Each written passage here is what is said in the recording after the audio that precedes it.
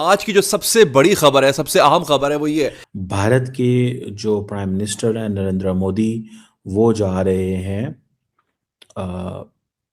Israel. क्योंकि मोदी साहब जो हैं वो भी तो नेतन्याहू के इत्तेहादी भी हैं, दोस्त भी हैं।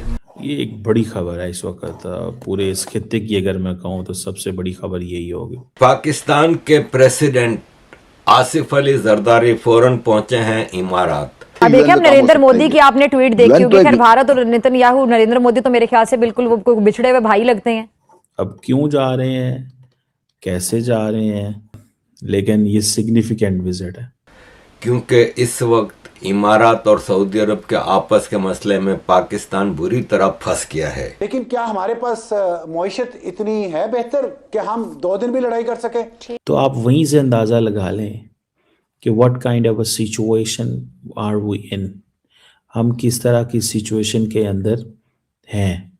क्योंकि सऊदी अरब गुस्से में था कि army chief Asim Munir Libya में उस ग्रुप से मिलने गया जिसको सऊदी अरब सपोर्ट नहीं कर रहे थे। पाकिस्तान की खारिजा पॉलिसी का एक नाजुक मोड़ हमें नजर आ रहा है। मशरिक़ वस्ता के बदलते हुए स्ट्रेटेजिक माहौल में हमारी पोजीशनिंग के अहम सवालात उठ रहे हैं। रोजाना की बुनियाद पे ना नादरीन, ये हुकूमत अपनी कब्र खोद रही, रोजाना की बुनियाद पे अपना बंदोबस्त कर रही। ये निजाम खुद अपनी कब्र खोद रहा है। वो रशिया से तेल खरीदने की इस वार्निंग के बावजूद ट्रंप की कि मैं पेनल्टी लगाऊंगा, उन्होंने कहा हम तेल खरीदते रहेंगे। रिसेंटली इजरायली प्राइम मिनिस्टर का फोन भी आया था। जय हिंद दोस्तों, a very warm welcome to Hindustan special channel. Israel और भारत की दोस्ती जग जाहिर है। रूस के बाद इजराइल अब भारत का सबसे मजबूत साथी बनकर उभरा है। प्राइम मिनिस्टर नरेंद्र मोदी और इजराइल के प्राइम मिनिस्टर बेंजामिन नेतन्याहू की दमदार दोस्ती दोनों देशों के संबंधों को लगातार नई ऊंचाइयों पर पहुंचा रही है। इसी बीच नेतन्याहू ने प्राइम मिनिस्टर मोदी को इजराइल आने का न्योता भेजा है। भारत में इजराइल के राजदूत रेउवेन अजार ने बुधवार को इस बात की पुष्टि की है और खबरें निकलकर सामने आ रही है कि प्राइम मिनिस्टर अगले महीने इजराइल के दौरे पर जा सकते हैं। इजरायली राजदूत ने कहा कि प्राइम मिनिस्टर नरेंद्र मोदी को इजराइल की यात्रा के लिए बेंजामिन नेतन्याहू ने निमंत्रण भेजा है। उन्होंने कहा कि तैयारियां चल रही हैं और आधिकारिक तौर पर तारीखों की घोषणा उचित समय पर की जाएगी। इजरायली राजदूत आजार ने नई दिल्ली में अंतर्राष्ट्रीय होलोकॉस्ट स्मृति दिवस के अवसर पर आयोजित कार्यक्रम के मौके पर एक साक्षात्कार में कहा कि प्राइम मिनिस्टर मोदी को बेंजामिन नेतन्याहू ने खुद निमंत्रण भेजा है। भारत के जो प्राइम मिनिस्टर हैं नरेंद्र मोदी, वो जा रहे हैं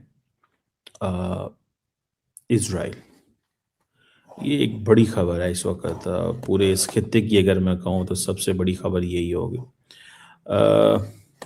अब क्यों जा रहे हैं, कैसे जा रहे हैं, इसके ऊपर तो सारी बातें हम बात कर सकते हैं, लेकिन ये सिग्निफिकेंट विजिट है। ये एक इंतहाई सिग्निफिकेंट विजिट है। उसमें आप ये देखें कि मोदी साहब का विजिट ईरान जाना का जो बड़ा मकसद है वो यही है जी कि हम स्टैंड अगेंस्ट टेररिज्म। अच्छा, इंडिया की पॉलिसी बड़ी, वो जिसे कहते हैं ना, इस तरह की है कि आज मैं देख रहा था कि जी हॉलोकॉस्ट का ये रिमेम्बरेंस डे था। फॉरेन सेक्रेटरी विक्रम मिश्री इजरायली प्राइम मिनिस्टर के साथ खड़े हुए थे। इंडिया के डेप्टी नेशनल सिक्योरिटी एडवाइज़र पवन कपूर ईरान के अंदर हैं, वो अली लारेजानी से मिल रहे हैं जो सेक्रेटरी हैं ईरान की सुप्रीम नेशनल सिक्योरिटी काउंसिल के। अच्छा, और मोदी साहब क्या कर रहे हैं? मोदी साहब इजराइल जा रहे हैं। आप यहाँ से अंदाज़ा लगा रहे हैं कि ये क्या हो रहा है। और अगले हफ्ते जयशंकर साहब भी अमेरिका जा रहे हैं। लेकिन मैं यहाँ पे जो खबर मेरे पास है और व्हाट आई अंडरस्टैंड, ठीक है जी, कि मोदी साहब का जो विज़िट है इजराइल का, दैट इज़ सिग्निफिकेंट इस तरह कि ये एक तो जिसे कहेंगे ना, जा तो खैर अगले महीने रहे हैं फरवरी के अंदर, लेकिन the point here is very clear कि मोदी साहब पैगाम दे रहे हैं कि हम इजराइल के साथ खड़े हुए हैं, we are standing with Israel. दूसरी बात क्या है, वो कहेंगे जी हम तो 27-28 फरवरी को जा रहे हैं, क्योंकि रिसेंटली इजरायली प्राइम मिनिस्टर का फ़ोन भी आया था। द मेन पर्पज़ इसके स्ट्रेटेजिक ऑपरेशन को इन्हेंस करना है। अच्छा, इस वक्त ख़तरा क्या है कि अमेरिकन फ़ौजें जो हैं वो इस वक्त किधर हैं? अमेरिकन फोर्सेस जो हैं इस वक्त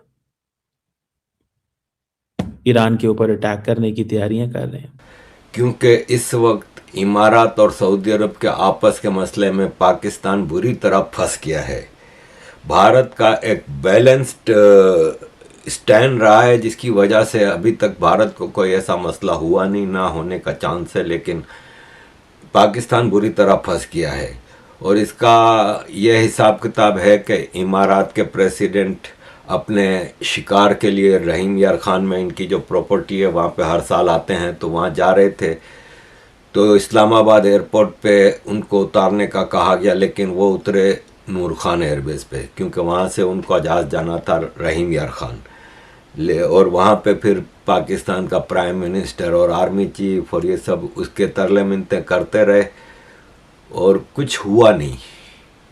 उल्टा फौजी फाउंडेशन के $1 बिलियन के शेयर खरीद के चले गए, जो कि लोन जो इमारात ने जो फिक्स डिपॉजिट के लिए पैसे दिए हुए थे, इसमें से उसने कहा कि $1 बिलियन का हमें वो कर दो, रोल ओवर करना है, तो फिर कम से कम $1 बिलियन के शेयर दे दो। आपको पता है फौजी फाउंडेशन पाकिस्तान की सबसे बड़ी बिजनेस ऑर्गेनाइजेशन है, फौजियों की है, चैरिटी के नाम पे रजिस्टर्ड है, इसलिए इसका कोई टैक्स वैक्स का हिसाब होता नहीं है, प्रॉफिट मेकिंग है, वो लेके चले गए। फिर इसके बाद सऊदी अरब की तरफ से कुछ इशारे हुए, क्योंकि सऊदी अरब गुस्से में था कि army chief Asim Munir Libya में उस ग्रुप से मिलने गया जिसको सऊदी अरब सपोर्ट नहीं कर रहे थे, इमारात सपोर्ट कर रहा था, और उसको $4 बिलियन के हथियारों की डील भी करके आ गए थे। फिर जैसे तैसे करके सऊदी शहजादे को मनाया, तो इमारात के प्रेसिडेंट नाराज़ हो गए और फिर ये भागे वापस रहीम यार खान। फिर इमारात के प्रेसिडेंट कुछ घंटों के लिए भारत आते हैं, भारत के साथ एक लंबी चौड़ी डील होती हैं, जिसमें अनाउंस डील ट्रेड की थी, लेकिन डिफेंस की भी डील थी जो कि अनअनाउंस थी। पाकिस्तान फिर परेशान हुआ और फिर जब इशारा मिला इस बात से कि इमारात ने इस्लामाबाद एयरपोर्ट का जो ठेका लिया हुआ था वो वापस कर दिया और बोला हम इसमें इंटरेस्टेड नहीं हैं, तो अब ये प्रेसिडेंट साहब भागे भागे गए हैं दुबई, अबू धाबी।